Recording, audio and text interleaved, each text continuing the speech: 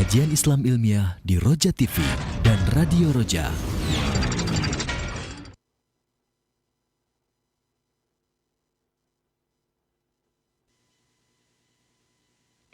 Wajib diyakini oleh setiap muslim dan muslimah. Tiap diri bertanggung jawab atas apa yang telah diperbuatnya. Qul ya ibadiyalladzina asrafu ala anfusihim la taqnatu min rahmatillah. Innallaha yaghfirudz dzunuba jami'a. Innahu huwal ghafurur rahim. Radio Roja 756 AM dan Roja TV, saluran tilawah Al-Quran dan kajian Islam.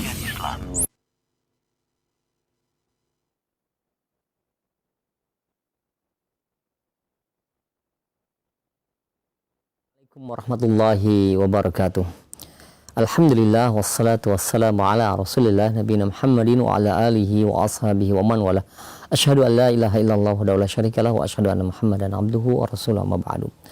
Saudara seiman dan sahabat kita, sahabat Roja dimanapun Anda berada, alhamdulillah di kesempatan pagi hari ini, di hari Selasa, kita akan simak bersama kembali kajian ilmiah yang kami hadirkan secara langsung dari pembahasan rutin, pembahasan parenting mengenai remaja, diambil dari buku Ada Apa Dengan Remaja, disampaikan oleh penyusunnya langsung, yaitu Al-Ustadz Abu Ihsan Al-Maidani hafizahullah, dan alhamdulillah beliau hadir kembali di studio untuk memberikan faedah-faedah dari dalam buku tersebut. Pembahasan kita kali ini melanjutkan dari pembahasan 2 pekan yang lalu mengenai lingkungan yang memupuk kedisiplinan, dan poin-poin yang akan dibahas dari tema tersebut insyaallah pada kesempatan hari ini akan disampaikan. Setelah materi kami akan sediakan sesi soal jawab.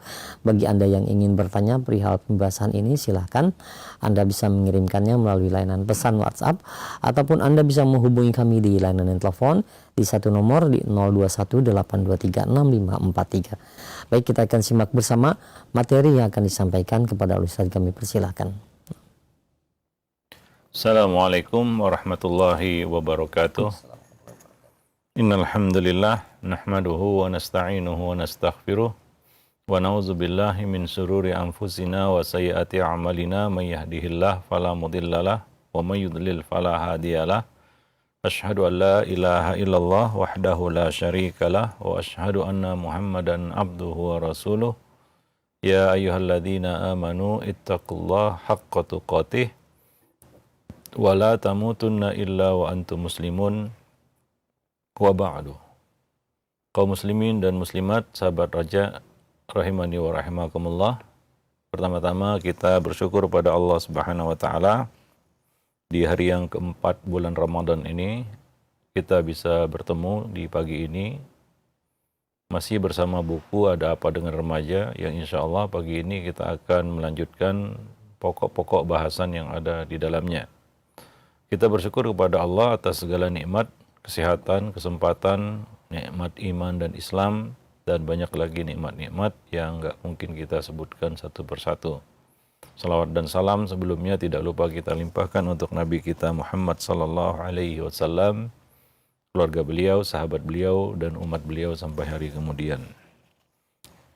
Sahabat Roja, kaum muslimin dan muslimat yang dimuliakan Allah, kita masih membahas poin yaitu lingkungan yang memupuk kedisiplinan.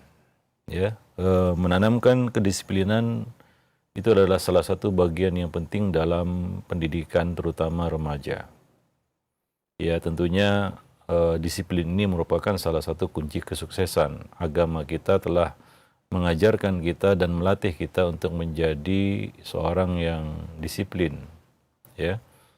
Misalnya ya kita ambil contoh dari ibadah sholat yang Allah perintahkan, ya, dan beberapa kita katakan ibadah-ibadah di dalam Islam yang tujuannya salah satunya adalah melatih kita untuk menjadi orang yang disiplin. Dan itu penting karena kehidupan ini perlu dijalani dengan kedisiplinan, ya. Banyak hal-hal yang akan rusak dan kacau kalau kita tidak memiliki kedisiplinan. Dan itu harus ditanamkan ya kepada anak-anak, terutama remaja. Nah, di sini ada beberapa perkara yang perlu diperhatikan oleh orang tua ya ketika menanamkan hal ini kepada anak, ya, ketika mendisiplinkan anak. Ya, pertama tentunya adalah kita harus memahami ya, bahwa anak remaja biasanya tidak belajar secara cepat. Ya, perlu tahapan waktu mungkin agak panjang, bertahun-tahun mungkin untuk menanamkan perkara yang nggak mudah ini. Ya, disiplin itu tidak mudah. Ya, sampai di kalangan orang dewasa saja, bahkan orang tua masih banyak yang belum mengerti disiplin. Ya, nah, apalagi ya anak remaja. Jadi perlu tahapan dan perlu waktu mungkin agak panjang, ya. Nah, memang pendidikan itu membutuhkan kesabaran dan kebijaksanaan, ya, bahwa ini adalah perkara kalau kita bicara akhlak itu bukan masalah bicara mau nggak mau, ya. Ketika kita bicara akhlak, menanamkan akhlak itu masalahnya adalah biasa atau tidak biasa. Ya, contohnya sabar, kita mau sabar, tapi kita nggak biasa sabar, ya. Beda dengan masalah-masalah yang lainnya, mungkin masalah akidah, masalah ibadah, itu kan masalah mau nggak mau. Kalau mau ya lakukan, kalau nggak mau ya dia nggak akan mau melakukannya. Ya, kalau mau ya dia terima, kalau nggak mau ya dia tolak. Itu masalah akidah dan ibadah. Tapi masalah akhlak ini bukan masalah mau nggak mau, ya. Ini masalah biasa nggak biasa. Ya, ada peribahasa kita dahulu, Allah bisa karena biasa. Ya, nah demikian juga akhlak. Bab akhlak ini adalah bab kebiasaan, ya, sesuatu yang menjadi tabiat ataupun karakter sifat, dan itu perlu ditanamkan dalam waktu yang lama. Ya, tidak bisa 1-2 hari orang itu terbiasa melakukan suatu kebaikan misalnya, apalagi nilai-nilai positif, yaitu tentunya berat, ya, banyak tantangannya. Ya, sebagaimana kita contohkan tadi, sabar misalnya. Ya, bukan nggak mau sabar, ya. Semua orang kalau ditanya, kamu mau sabar? Ya, saya mau sabar. Ya, itu dalam kondisi normal, ya, standar, dia mau sabar dia. Tapi dalam praktiknya, ya, mungkin itu nggak semudah yang diucapkan, ya. Apalagi nggak terbiasa sabar, ya. Nah, biasanya nggak sabar, ya. Maka gimana pun dia mau sabar, dia nggak akan bisa sabar karena itu bukan kebiasaannya. Demikian juga bab-bab akhlak yang lainnya, ya. Jadi bab akhlak ini bukan bab mau nggak mau, ya, tapi bab ini adalah bab biasa atau tidak biasa. Maka di situ perlu latihan. Seperti yang sudah kita bahas ketika kita mengkaji buku ensiklopedia akhlak salaf, ya, bahwa akhlak mulia itu bisa kita tanamkan walaupun pada dasarnya kita tidak memiliki itu sejak lahir. Tapi bisa kita capai itu ya dengan latihan, ya, pembiasaan. Nah ini adalah tugas pendidik, ya, tugas pendidik, terutama orang tua di rumah, ya, kemudian dilanjutkan guru di sekolah. Ya, pembiasaan ini harus dilakukan sejak dini, ya, dari kecil, ya, dibiasakan misalnya seorang anak misalnya dibiasakan jujur, ya, maka dia mudah jujur, ya. Bukan hanya mau, ya, tapi dia terbiasa jujur. Seperti kata Nabi dalam hadis, ya, Nabi mengatakan inna rajula yasduq wa la yazalu yasduq wa yataharras sidq hatta yuktaba indallahi siddiqa. Orang itu jujur dan terbiasa jujur dan selalu jujur, maka dia akan ditulis di sisi Allah menjadi orang yang jujur. Artinya ini adalah suatu kebiasaan yang dia latih, ya, dari kecil mungkin, ya, terbiasa, hingga ada orang itu yang memang nggak bisa bohong, dia nggak bisa bohong karena memang udah terlatih untuk jujur. Maka ini masalah bukan mau nggak mau. Kadang-kadang ada orang mau jujur, tapi ya bukan kebiasaannya untuk jujur, maka ya lagi-lagi bohong karena itu kebiasaannya, ya. Nah demikian. Jadi ya perlu waktu.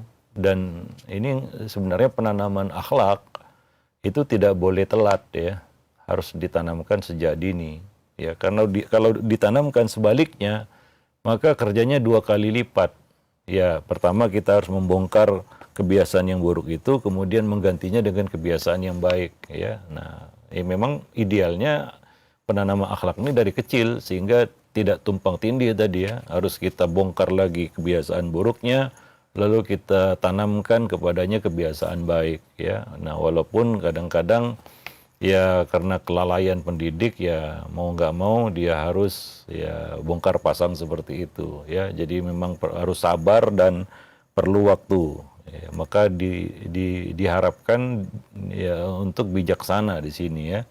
Nah, jangan mudah patah arang dan mengatakan waduh percuma. Ya dia sudah, lalu kita merasa ya sudah seperti itulah anak itu. Ya, memang nggak bisa disiplin misalnya ya. Ya memang perlu latihan disiplin itu ya, perlu latihan. Menjadi orang yang disiplin itu perlu dilatih. Dan itu mungkin dari perkara-perkara yang kecil ya. Perkara-perkara yang kecil mungkin dalam keseharian sehingga ya sampai kepada perkara-perkara yang lebih besar ya, sampai kepada perkara yang sangat fundamental yaitu cara berpikir yang disiplin. Nah, itu akan melandasi semua tindak tanduknya. Ada orang yang cara berpikirnya nggak disiplin ya, lompat sana lompat sini sehingga kadang-kadang outputnya pun nggak jelas. Ya kadang dia begini, kadang dia begitu. Nah karena ya pola pikirnya yang tidak disiplin itu ya, mendisiplinkan pola pikir itu juga ya nggak mudah ya. Nah itu akan berujung ke situ, orang yang biasa ya disiplin dalam kesehariannya, maka cara berpikirnya pun disiplin itu ya, nggak lompat-lompat ya. Nah ya kalau cara berpikir yang lompat-lompat itu biasanya ya nabrak sana nabrak sini ya begitu ya. Nah demikian. Jadi orang yang sudah teratur cara berpikirnya ya itu bisa dilihat dari cara hidupnya ya. Nah bisa dilihat dari cara hidupnya dan itu akan termanifestasi di dalam kehidupannya sehari-hari dimanapun dia berada. Ya baik itu di rumahnya ataupun di ruang publik misalnya di jalan raya ya dia betul-betul disiplin. Ya, disiplin itu ya bisa diartikan juga ya taat aturan kan begitu ya, dia mengerti aturan, dia menghargai aturan. Nah, itu termasuk salah satu buah dari kedisiplinan.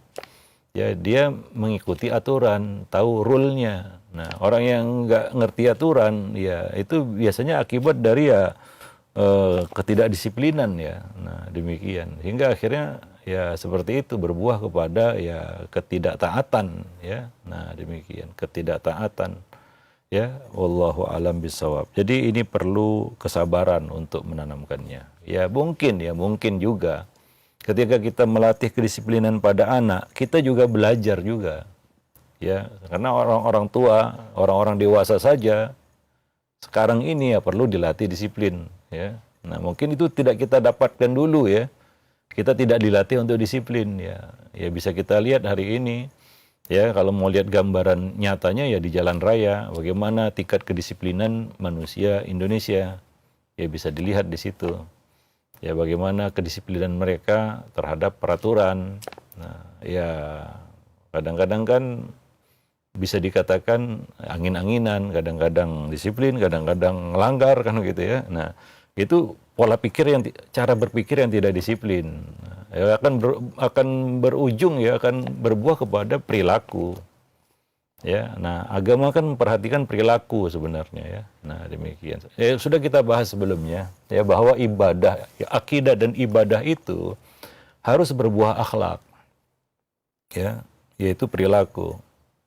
Goals-nya memang itu. Ya, kalau ibadah yang kita kerjakan, wallahu alam, ya nilainya kita nggak tahu. Itu nilainya di sisi Allah Subhanahu Wa Taala. Lakukan saja kewajiban-kewajiban kita, ya ibadah-ibadah yang Allah wajibkan kerjakan. Kalau perlu tambah yang sunnah-sunnah, ya. Nah, jangan hanya berpuas pada perkara-perkara yang wajib, ya. Tapi yang sunnah-sunnah juga dikerjakan ya. Cuma ya yang dinanti itu adalah buahnya yaitu perilaku kita atau dalam bahasa lain disebut akhlak. Ya itu yang ditunggu sebenarnya. Ya itu yang dinanti ya oleh manusia. Allah juga menunggu itu. Ya Allah juga melihat itu. Ya Allah melihat perilaku kita. dari ibadah-ibadah yang sudah kita kerjakan. Ini yang sudah kita bicarakan panjang lebar kemarin ya. Esensi dari Ramadan dan rangkaian ibadah sepanjang Ramadan yang kita kerjakan ya, yang dinanti manusia adalah buahnya. Karena agama itu membicarakan perilaku ya. Karena di dalam Islam kita juga diajarkan bukan hanya hablun minallah ya, tapi juga ada di sana yang namanya hablun minannas ya, hablun minannas. Nah, hablun minannas inilah ya itulah dia perilaku kehidupan kita sehari-hari ya, karena kita kan tinggal berada bersama manusia ya. Di sekitar kita kan manusia. Nah, maka ada di situ hablun minannas. Nah, dan ini ya, tentunya ya perlu manusia yang disiplin memang ya, supaya hablun minannasnya sukses. Ya, dan anak-anak itu harus kita ajarkan sejak dini kedisiplinan itu. Wallahu a'lam bishawab. Apalagi ibadah-ibadah itu kan memang melatih kita ya, mengarahkan kita untuk menjadi pribadi yang disiplin. Ya, wallahu a'lam. Nah, perkara kedua adalah hubungan yang harmonis antara orang tua dan remaja dalam mendidik kedisiplinan. Ini perlu ya. Karena ini perkara berat, gak mudah ya, untuk membiasakan anak kepada hal-hal yang baik itu tidak mudah, maka perlu hubungan yang harmonis ya, agar nyambung begitu ya, ada chemistry gitu, bisa melakukan pendekatan dari hati ke hati. Karena dalam mendidik anak ini ya, apalagi remaja, yang ingin kita taklukkan itu adalah hatinya. Dan menaklukkan hati manusia itu berat, nggak mudah. Ya, menaklukkan hati manusia itu susah. Perlu sabar ya, karena manusia itu kadang-kadang nggak seperti yang kita harapkan. Allah juga mengatakan di dalam Al-Quran, وَجَعَلْنَا بَعْضَكُمْ لِبَعْدٍ فِتْنَةً أَتَصْبِرُونَ. Kami jadikan sebagian kamu menjadi ujian bagi sebagian yang lainnya untuk melihat kamu. Apakah kamu termasuk orang yang sabar, yaitu sabar menghadapi manusia. Ya, maka ya kadang-kadang kita juga harus mengalah. Mengalah di sini bukan berarti kalah ya. Dalam rangka untuk memahami orang. Ya, memahami manusia itu sulit. Ya, karena manusia kan banyak maunya ya. Kita juga nggak tahu apa yang ada di dalam hatinya. Maka ya memang perlu ya sabar dalam menghadapi manusia. Ya, apalagi yang kita hadapi ini anak, remaja ya. Ya, kita harus paham betul bahwa mereka itu ya belum punya pengalaman hidup, belum banyak belajar dari hidup. Ya, maka ya untuk mengambil hatinya itu ya memang harus kita yang mengalah, orang tua yang mengalah. Ya, nah, ya banyak orang tua yang mengeluh misalnya perlakuan kasar yang muncul dari anaknya. Memang kadang-kadang itu nggak bisa ditolerir ya, tapi ya kalau kita tanggapi itu ya, sikapi itu dengan sikap yang frontal ya, sehingga mengacaukan hubungan kita dengannya, itu akan bertambah jauh. Berapa banyak ya kita katakan orang tua yang hubungannya dengan anak nggak harmonis ya, akhirnya ya selalu terjadi clash ya, persinggungan, bahkan pertengkaran. Ya, nah dan akhirnya keduanya semakin menjauh dan masing-masing sibuk dengan dunianya sendiri. Ya, anak merasa dia nggak relate dengan orang tuanya. Ya, orang tua juga demikian karena tidak mau saling memahami di sini ya. Nah ini kan buruk jadinya. Nah ini adalah gambaran ketidakharmonisan. Untuk menjaga keharmonisan itu ya perlu saling sabar gitu ya. Ya kita saja lah, misalnya sama orang dewasa aja lah ya, gak usah dengan anak-anak atau remaja yang ya makhluk yang baru jadi ya. Antara sepasang suami istri saja ya, kalau tidak saling memahami dan saling sabar satu sama lainnya untuk menjaga keharmonisan hubungan itu kan susah. Ya. Nah, dan kepada anak itu perlu untuk menjaga hubungan yang harmonis ini. Ya, karena apabila kita sudah dapat mengambil hatinya, ya, maka kata-kata kita pun menjadi ampuh di depannya, didengarnya, ya, karena dia mendengar dari orang yang dicintainya, disukainya, ya. Dia merasa bisa relate dengan orang ini, yaitu orang tuanya, ya, maka dia pun mau mendengarkannya. Nah, ya, mau mendengarkannya. Kadang-kadang sekarang ini ya, punya anak remaja yang mau mendengar kata-kata orang tua itu sudah syukur ya, sudah bagus itu ya. Dia mau mendengar gitu ya. Ada banyak juga remaja yang nggak mau peduli dengan omongan orang tuanya, diomongin dia pergi begitu ya. Dia nggak mau dengar. Nah, itu kan sudah susah ya kalau dia sudah tidak mau dengar lagi, ya bagaimana kita bisa menyampaikan pesan? Ya, bagaimana kita bisa menyampaikan nasihat dan ilmu kepadanya? Maka hubungan yang harmonis ini perlu dijaga ya dengan anak.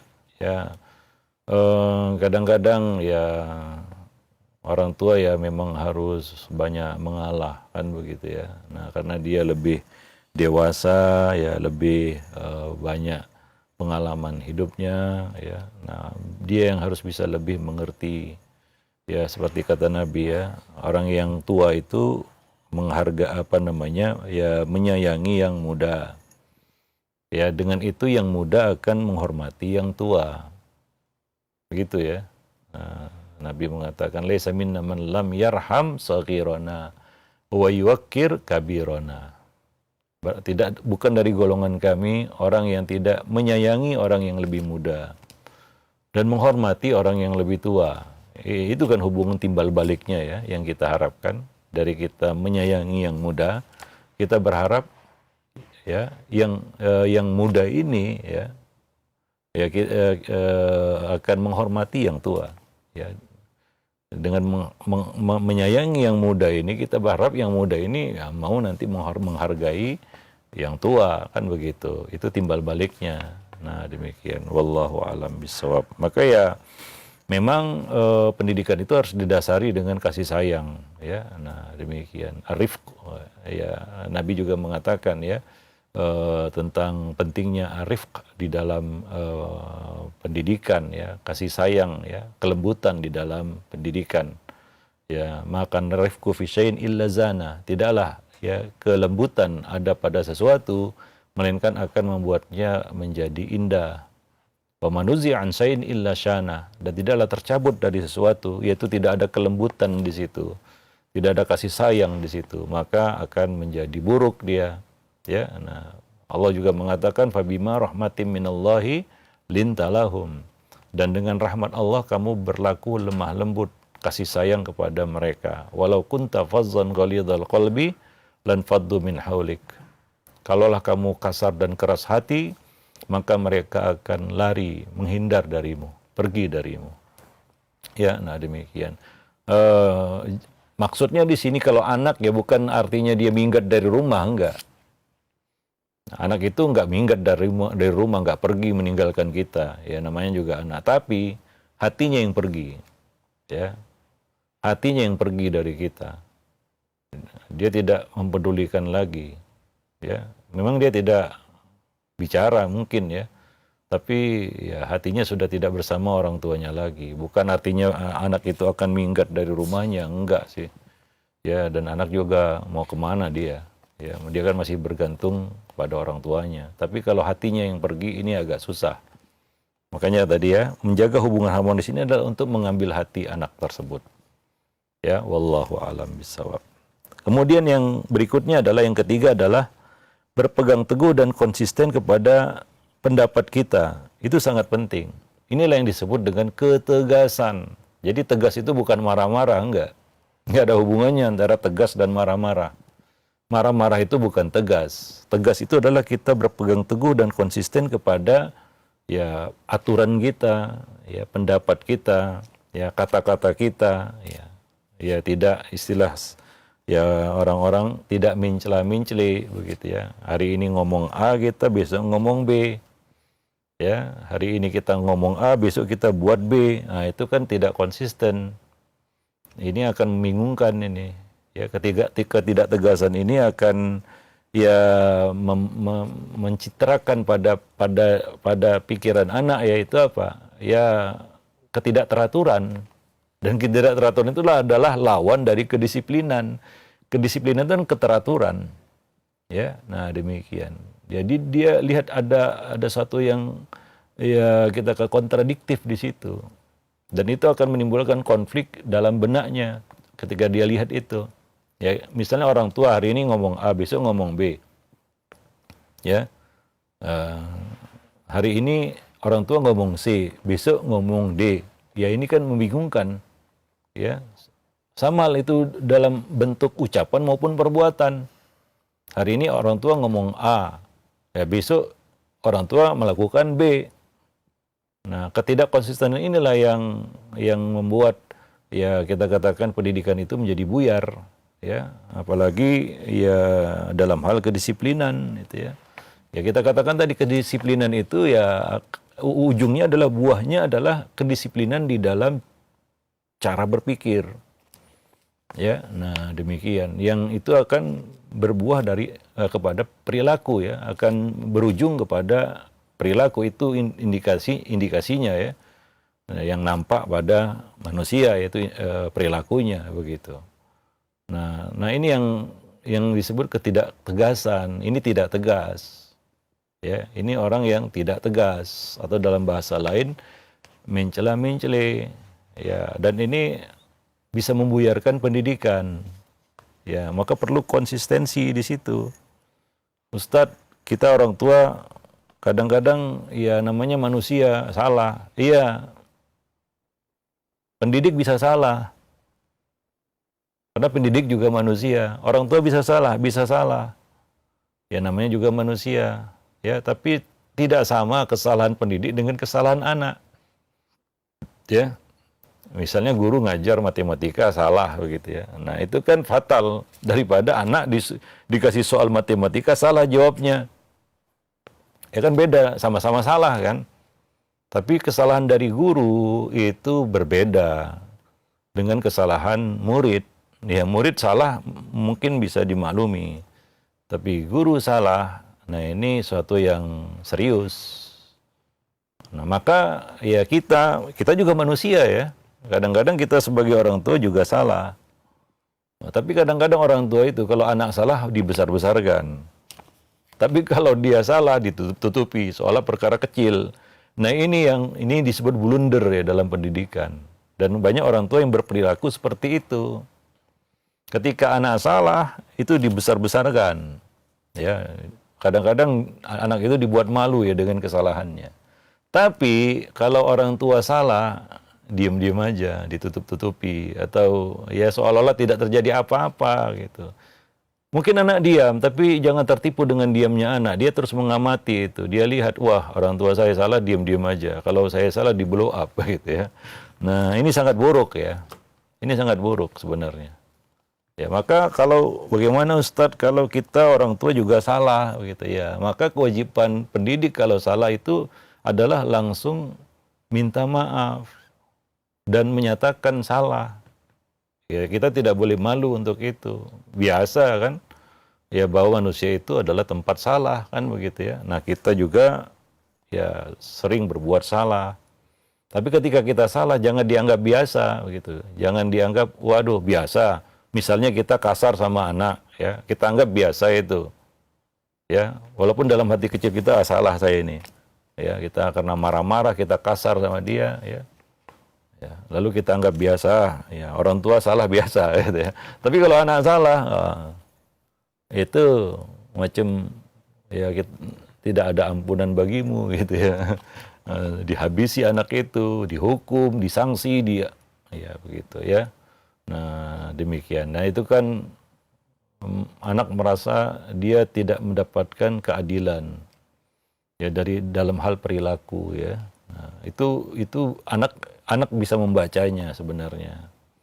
Anak bisa kita katakan memahami itu walaupun dia diam aja. Sekali lagi kita katakan orang tua jangan tertipu dengan diamnya anak.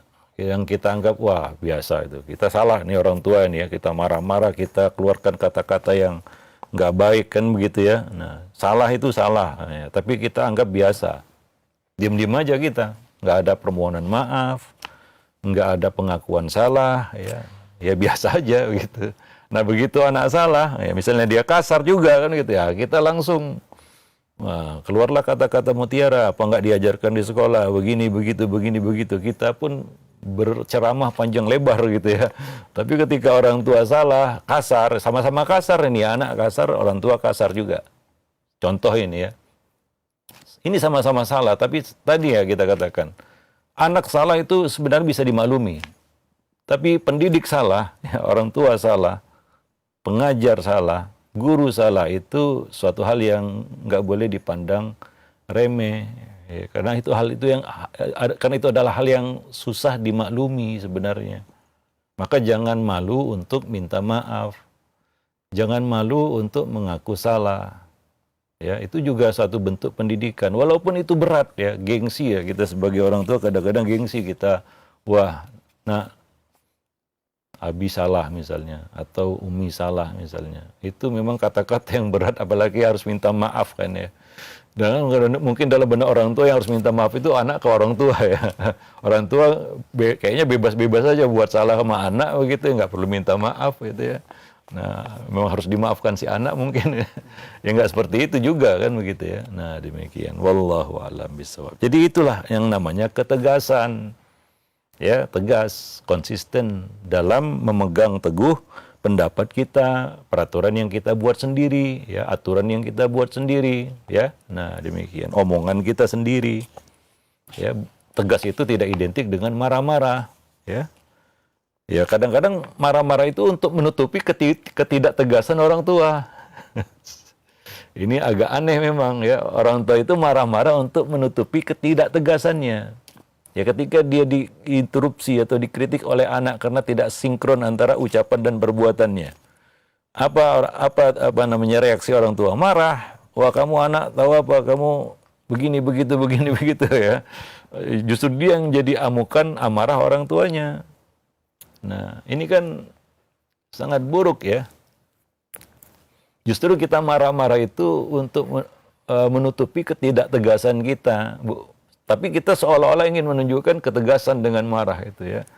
Jadi nggak ada kaitannya sebenarnya. Banyak yang bertanya, Ustadz, kita perlu marah karena kita perlu tegas. Itu adalah ucapan yang sangat keliru. Ya, itu ucapan yang sangat keliru. Ya, sangat fatal bahkan. Ya, kalau kita identikkan tegas itu dengan marah. Ya, itu sangat fatal. Terutama di dalam bab pendidikan ya. Ini harus digaris atasi ini. Ini menjadi syubhat juga bagi sebagian orang begitu ya, bahwa dia identikkan tegas itu dengan marah.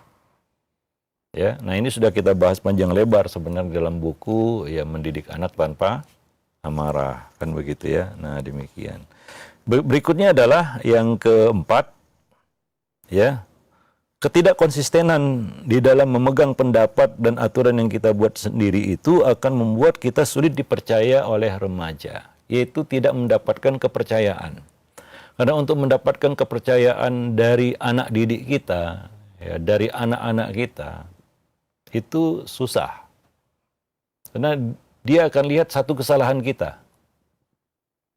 Ya, makanya kalau tidak cepat-cepat klarifikasi dan minta maaf, ya, dan mengaku salah, itu bisa menjadi blunder yang besar. Nanti dia nggak percaya lagi sama kita. Dan itu nggak bisa dipaksakan. Manusia nggak bisa dipaksakan ya. Wah, kamu anak harus percaya sama orang tua. Nggak bisa juga begitu. Ya, ya nggak semudah itu juga ya menghadapi manusia. Ya perlu itu untuk menjaga kepercayaan ya. Nah, demikian. Maka dari itu tadi ya, orang tua jangan malu juga untuk mengaku salah dan minta maaf ya. Jangan gengsi juga. Justru tadi ya kita katakan kesalahan orang tua itu lebih fatal ya daripada kesalahan anak. Tapi kadang-kadang kita nggak fair. Kesalahan anak terlalu kita blow up, sementara kesalahan kita selalu ditutup-tutupi dan dianggap biasa. Ya, nah, apakah kita termasuk orang tua pendidik yang nggak ada salahnya? Ya, tanyakan aja kepada diri kita. Apakah saya ini termasuk pendidik orang tua yang nggak ada salahnya? benar terus begitu ya. Ya, coba tanyakan kepada diri kita masing-masing. Dengan segala keterbatasan ilmu kita ya, apakah kita mengklaim kita pendidik yang tanpa salah? Nah, tadi kita katakan bahwa kesalahan pendidik itu nggak bisa disamakan dengan kesalahan anak didik ya. Wallahu a'lam bishawab. Karena posisinya mereka sedang belajar, kita mengajar ya. Jangan dibalik gitu ya. Kita yang mengajar, dia yang diajar gitu ya. Ya, mereka kenapa perlu diajar? Karena mereka banyak salahnya. Ya, nah kenapa kita punya kewajiban mengajar? Karena kita lebih daripada mereka dalam hal ini. Lebih sedikit kesalahannya, kan begitu ya. Nah, ya maka ya kesalahan pendidik itu ya jangan dianggap biasa. Ya, wallahu a'lam bishawab. Kemudian yang terakhir di sini adalah yang kelima adalah pemantauan. Ya, terus memantau. Tadi kita katakan ini perlu tahapan, proses. Proses itu artinya waktu ya. Kalau kita bicara pendidikan itu adalah proses, maka artinya adalah perlu waktu. Artinya itu waktu. Artinya ini nggak bisa, bukan pekerjaan 1-2 hari. Ini bukan pekerjaan 1-2 bulan, 1-2 tahun. Ya, ini adalah pekerjaan yang long term, panjang. Maka perlu pemantauan, ya. Artinya perlu dievaluasi, ya perlu dikaji lagi, kan begitu ya. Nah, atau perlu pembenahan, atau ada yang salah perlu diperbaiki, gitu. Itulah perlunya pemantauan di sini, dipantau itu ya. Nah, karena kalau kita lalai di dalam pemantauan ini, itulah yang terjadi ya, pembiaran namanya. Yaitu menunjukkan tidak adanya pemantauan biasanya. Ya, pembiaran itu biasanya terjadi karena tidak ada pemantauan, nggak dipantau. Jadi terkesan dibiar-biarkan. Akhirnya ya yang buruk pun menjadi suatu kebiasaan. Ya, anak misalnya tidak disiplin, dibiarkan. Ini nggak ada pemantauan ini ya. Akhirnya ya dia menjadi orang yang susah disiplin dan nggak ngerti disiplin. Maka perlulah pemantauan ini di dalam bab pendidikan ya. Nah, dipantau terus. Artinya kalau bahasa lain, pemantauan itu adalah ya penempelan, ditempel terus. Ya, jangan, istilah orang sekarang, jangan dikasih longgar gitu ya. Artinya ya dipantau di situ ya. Nah, dilihat, diamati ya. Jangan kita biarkan ya. Udah terserahlah dia, nggak mau tahu lagi apa yang mau dibuatnya. Itu kan kata-kata menyerah dan putus asa sebenarnya. Ya, wallahu a'lam bishawab. Nah, ya. Nah, demikian. Taib. Jadi itu ya beberapa poin yang perlu kita perhatikan berkaitan dengan ya proses mendisiplinkan anak, menanamkan ya kedisiplinan pada anak remaja ya. Wallahu a'lam bishawab. Nah, mungkin itu saja materinya. Lebih dan kurang saya mohon maaf. Aku qouli hadza astaghfirullah li wa lakum wa lisairil muslimin innahu huwal ghafurur rahim. Berikutnya nanti kita akan bahas bab baru, yaitu bab membangun jati diri remaja. Ya, membangun jati diri remaja. Ya, nah demikian. Nah, alhamdulillah, baik, terima kasih banyak Ustaz, jazakallahu khair atas materi yang telah disampaikan. Dari pembahasan ada apa dengan remaja, yaitu mengenai lingkungan yang memupuk kedisiplinan. Mudah-mudahan jadi faidah bagi kita semua. Baik, untuk selanjutnya kami buka sesi interaktif, sesi soal jawab. Silakan bagi Anda yang ingin bertanya perihal pembahasan kita di kesempatan pagi hari ini, Anda bisa mengirimkan pertanyaan melalui layanan pesan WhatsApp di 021 8236543 dan bisa menghubungi kami di nomor di layanan telepon biasa ya, di nomor yang sama di 0218236543. Nah, Ustaz, pertanyaan pertama ini secara umum, pertanyaan, Assalamualaikum warahmatullahi wabarakatuh. Ya Ustaz, bolehkah kita membatasi silaturahim dengan keluarga yang ada tali pertalian rahimnya, karena takut akan mudorot dari keburukan keluarga tersebut, Ustaz? Nah, sebatas apa kita boleh membatasi untuk keluarga kita, istri dan anak kita, menahan untuk tidak bersilaturahmi dengan mereka? Ya, pembatasan itu suatu yang boleh saya katakan wajar ya. Tapi tidak dengan pemutusan ya. Kita nggak boleh memutus tali silaturahim ya. Bagaimanapun kita diperintahkan untuk menyambung tali silaturahim dengan karib kerabat kita ya. Nah, tapi pembatasan itu ini sesuatu yang kadang-kadang perlu ya. Karena Allah mengatakan dalam Al-Qur'an khudhil afwa wa'mur bil urfi wa'rid anil jahilin. Kasih maaf, terimalah maaf, ya kasih maaf. Suruh orang kepada yang ma'ruf, nasihati. Dan yang ketiga ini ya, wa'rid anil jahilin. Ya, berpalinglah dari orang jahil. Ya, karena kadang-kadang untuk menghindari keburukan seseorang itu adalah dengan menghindarinya. Ya, dengan menghindarinya. Nabi juga mengatakan inna min asyarrin nasi manzilatan yaumal qiyamah man tarakahun nas ittiqa'a fuhsyihi au syarrihi. Orang yang paling buruk kedudukannya pada hari kiamat nanti ya adalah orang yang dijauhi oleh manusia karena menghindari keburukannya, kekejiannya. Ya, itu sesuatu yang lumrah lah kita katakan ya. Nah, untuk menghindari orang yang bohong misalnya, ya dengan menjauhinya, ya untuk selamat dari kebohongan orang yang bohong ya dengan menjauhinya ya, menghindarinya begitu ya.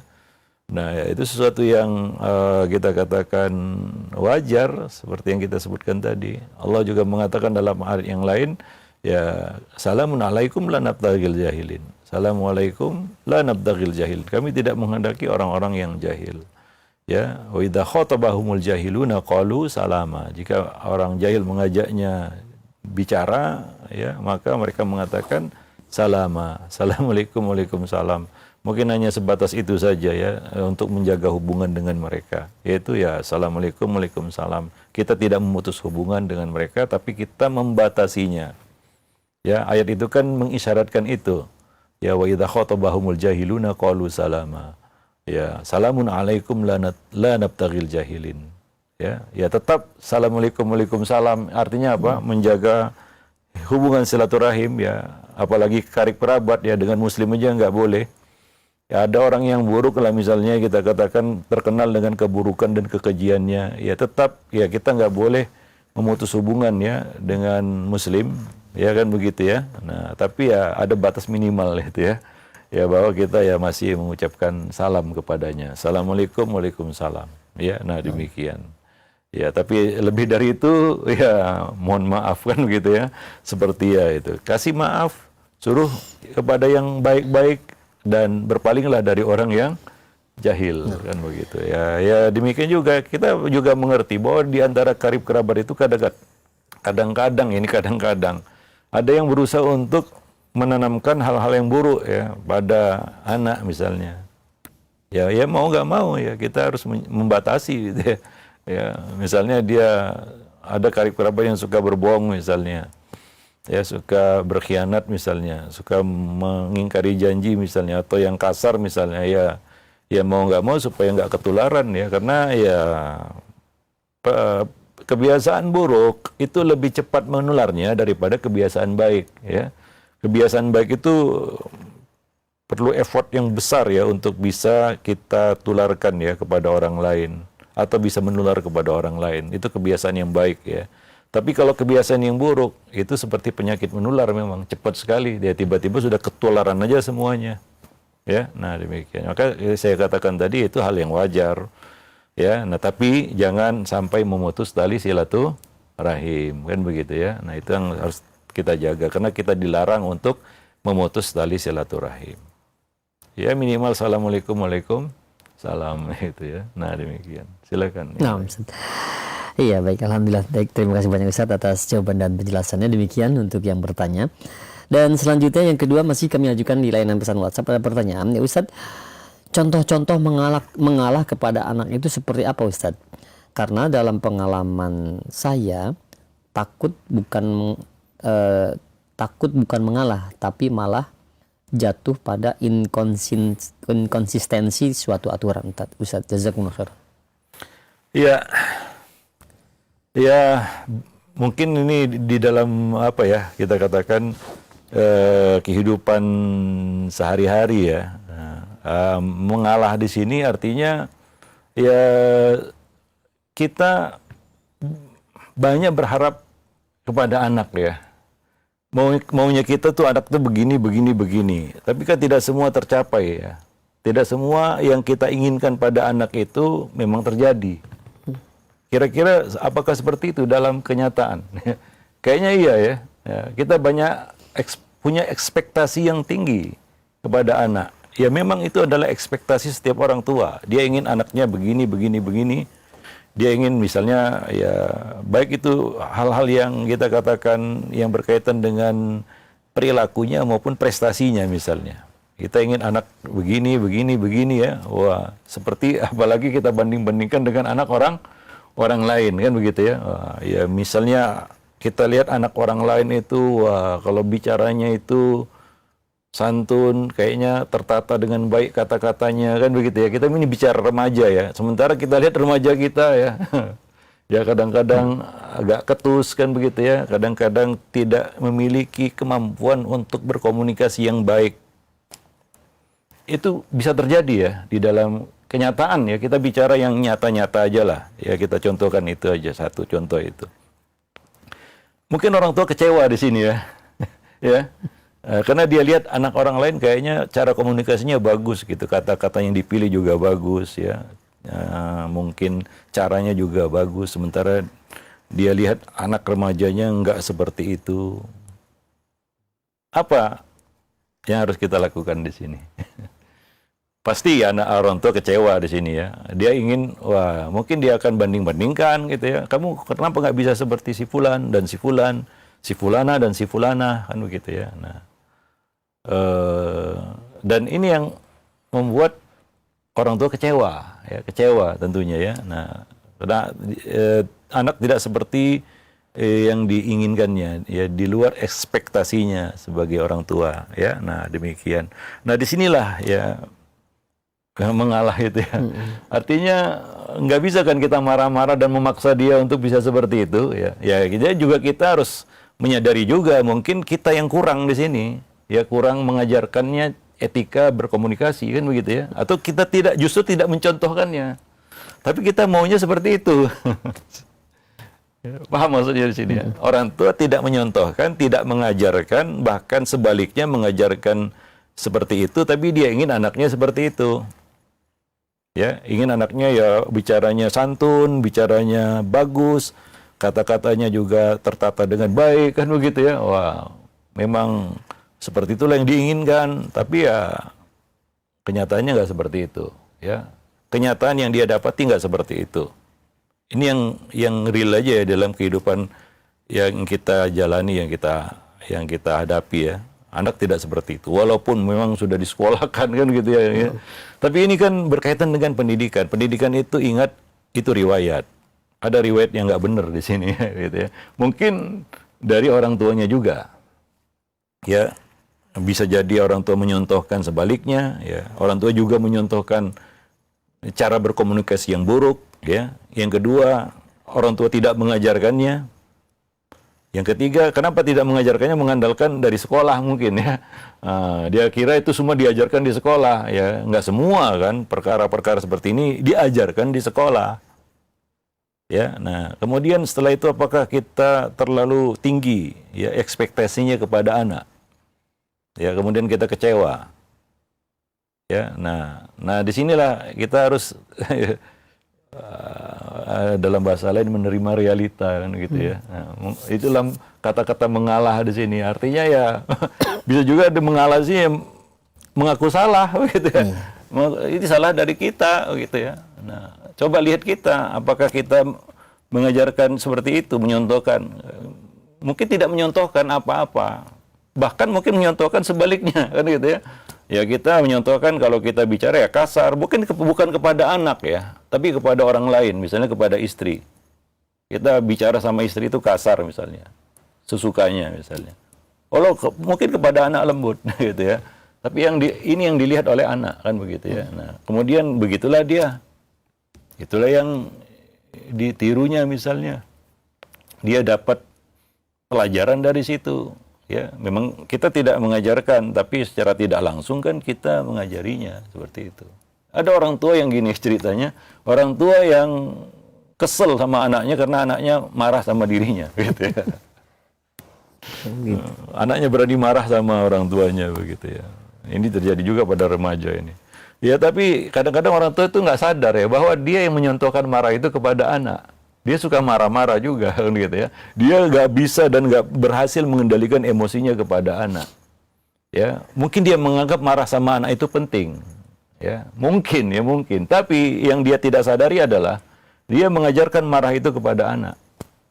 Nah, mungkin itu yang harus dievaluasi. Nah, disinilah ya kita katakan kenapa kadang-kadang kita harus mengalah, begitu ya. Mengalah di sini artinya ya mengevaluasi diri kita juga. Ya perlu mengaku salah juga orang tua itu ya. Nah, demikian. Jangan selalu merasa dirinya benar gitu ya. Nah, itu yang harus kita akui ya, begitu ya. Ya terima sajalah ya. Nah, itu karena kata mengalah di situ ya. Nah, jadi bukan artinya membiarkan anak salah, enggak. Tapi ya anak salah itu harus kita evaluasi, itu salahnya dari mana begitu. Ya, anak itu salah, itu salahnya dari mana. Ya, maka ya banyak-banyak istighfar aja lah ya orang tua ini ya. Wallahu a'lam bishawab ya. Nah, demikian. Ya, makanya kalau kita bicara parenting ini isinya ya minta ampun aja. Istighfar aja, banyak kali salah kita soalnya. Begitu ya. Karena kejahilan kita, ketidaktahuan kita atau ya memang karena murni kesalahan kita. Wallahu a'lam.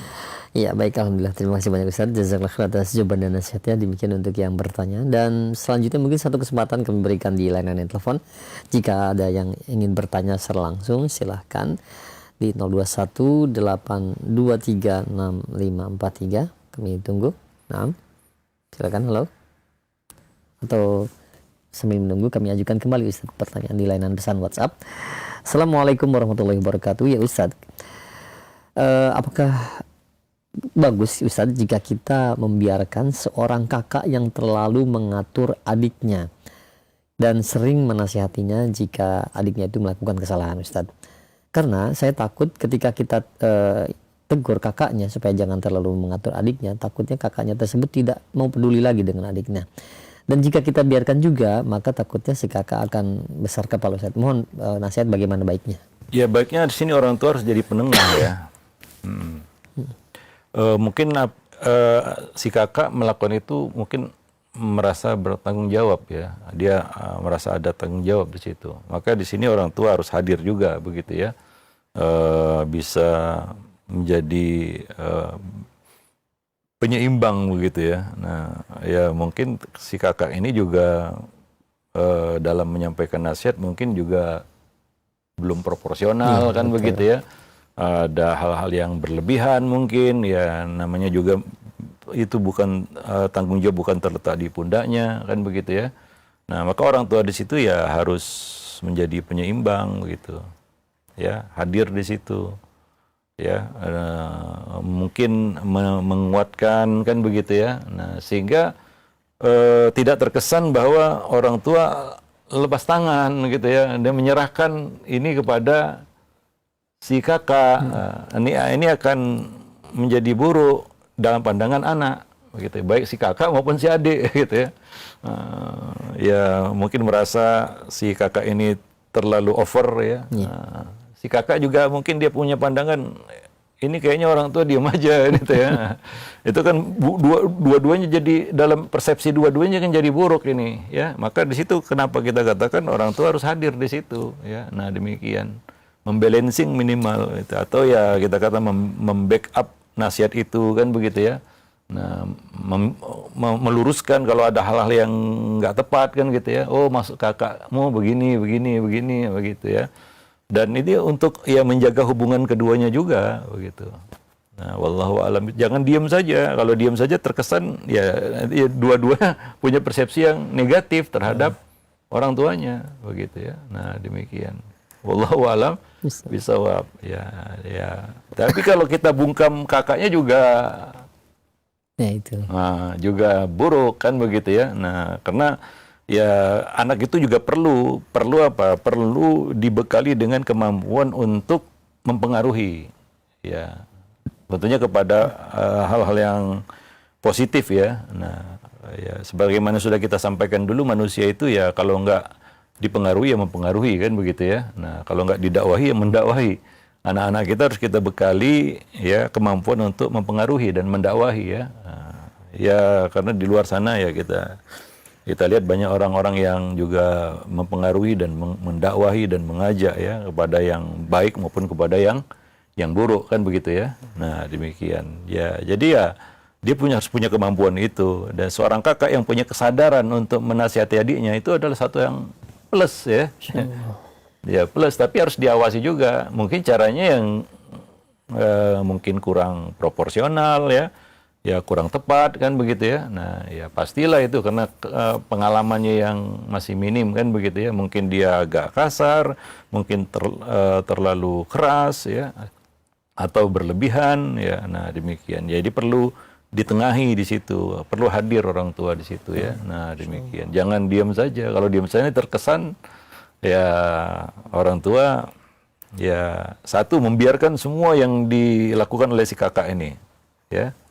Nah, kemudian si kakak juga mungkin merasa ya orang tua di sini ya nggak peduli gitu ya dengan kewajiban ataupun ya kewajiban untuk memberikan nasihat ya. Wallahu alam bisawab. Alhamdulillah. Ya. Ya, masih ada waktu Ustaz ya? Masih. Nah, alhamdulillah jazakallahu khair atas jawaban dan nasihatnya demikian. Dan selanjutnya ada pertanyaan kembali Ustaz di layanan pesan WhatsApp kami ajukan. Ya Ustaz, umur berapakah idealnya kita memberikan tugas-tugas rumah kepada anak-anak yang tujuannya untuk menumbuhkan kedisiplinan kepada mereka? Itu dari kecil ya. Kalau kita kiaskan dengan sholat itu umur 7 tahun ya. 7 tahun. 7 tahun itu sudah bisa dikasih tugas ya. Sholat itu kan tugas ya, tapi bagi anak-anak kan belum wajib ya. Tapi itu seperti tugas yang dibebankan kepadanya untuk melatih, membiasakan ya dia untuk sholat. Ya mungkin kita katakan usia 5 tahun ke atas ya, lepas dari balita ya. Anak itu sudah bisa dikasih kita katakan tugas-tugas yang ringan. Tapi ingat, itu bukan kewajiban. Artinya jangan menjadikan itu suatu kewajiban yang kalau dia tidak melakukannya, lalu dia harus berhadapan dengan sanksi. Kadang untuk sholat saja nggak boleh disangsi kan, sampai usia 10 tahun. Ya, karena ini adalah latihan. Ya, nah demikian. Ya, jadi bukan tugas yang mengikat dan membuatnya menjadi beban ya dengan tugas-tugas itu. Tapi ini adalah bentuk latihan kepada anak ya, supaya dia terbiasa mengerjakan tugas-tugas itu, dan kita juga bisa memantaunya bagaimana dia mengerjakan tugas itu ya. Nah demikian. Kalau dalam kewajiban agama itu sholat kan begitu, itu sudah dilatih jangan lebih dari 7 tahun. Jangan lebih dari 7 tahun. Karena kalau lebih dari 7 tahun itu telat ya. Nah, menjelang 10 tahun baru disuruh sholat, ya telat ya, telat itu. Nah, demikian. Nah, bagaimana kalau dilatih puasa Ustaz? Kadang kita melihat dia itu dia tidak mau buka gitu Ustaz. Umur 7 tahun misalkan latih. Tapi kelihatan badannya lemas dan kurus Ustaz. Bagaimana Ustaz? Biarkan saja dia berpuasa atau disuruh batal saja misalkan? Iya, ya ini perlu dipantau juga ya. Ya kalau itu bisa membahayakan kesehatannya ya mungkin perlu tahapan. Ya. Misalnya dulu kita diajari puasa setengah hari kan begitu ya. Nah puasa setengah hari demikian ya tahapannya ya kan begitu. Tapi tidak dipaksakan. Nah karena kadang-kadang anak itu takut berbuka karena ada kesan pemaksaan dari orang tua. Misalnya contohnya ini diejek kalau dia buka. Ya, itu ejekan itu kan sangat ya mempengaruhi kejiwaan seseorang ya. Ejekan di sini bukan ya menyindirnya aja itu termasuk ejekan ya. Underestimate anak karena dia buka gitu, hingga dia merasa wah ini saya harus puasa gitu ya. Saya tertuntut. Nah, kalau nggak nanti saya kena ejek, kena bully sama orang tua atau sama orang lain. Nah, itu yang harus dihindari.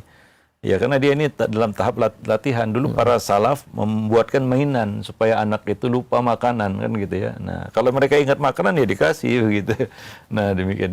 Dalam apa? Dalam rangka untuk melatih mereka. Ya, ingat ini latihan. Ya, nah demikian. Ya, yang membuat mereka merasa terpaksa untuk berpuasa ya dengan ya kita katakan keterbatasannya ya adalah ya satu ya kita mengejeknya, merendahkannya atau ya menyindirnya lah minimal, membulinya atau menyindirnya ketika dia buka kan begitu ya. Nah, kamu buka gitu ya. Atau kata-kata sejenis lah itu yang membuat ya anak itu merasa saya ini nggak boleh buka gitu ya. Nah, padahal itu bukan kewajibannya dan belum menjadi kewajibannya dan mungkin ya tadi ya kalau misalnya bisa membahayakan kesehatannya kan ini bisa buruk ya akibatnya ya. Wallahu a'lam bishawab. Ya, nah mungkin sampai di sini dulu pertemuan kita ya pada kesempatan pagi ini mudah-mudahan bermanfaat. Aku lu qauli hadza astaghfirullah li wa lakum sa'iril muslimin innahu huwal ghafurur rahim. Assalamualaikum warahmatullahi wabarakatuh. Waalaikumsalam warahmatullahi wabarakatuh. Jazakallahu khair sekali lagi untuk Ustaz. Barakallahu fiik. Mudah-mudahan jadi pertemuan yang diberkahi Allah Subhanahu wa taala dan ilmu yang disampaikan oleh Ustaz juga menjadi keberkahan bagi kita semua. Dan semoga Allah menjaga Ustaz beserta keluarga. Dan jazakumullahu khairan barakallahu fikum kepada antum semua yang sudah menyimak acara kami di kesempatan pagi hari ini dari pembahasan kitab atau buku Ada Apa Dengan Remaja, sebuah buku yang membahas mengenai khusus remaja dalam pembahasan atau tema mengenai lingkungan yang memupuk kedisiplinan yang mudah-mudahan menjadi faidah yang bermanfaat bagi kita semua. Demikian insyaallah di kesempatan yang akan datang kita dapat berjumpa kembali untuk melanjutkan dari pembahasan buku tersebut. Jazakumullahu khairan barakallahu fikum. Wassalamualaikum warahmatullahi wabarakatuh.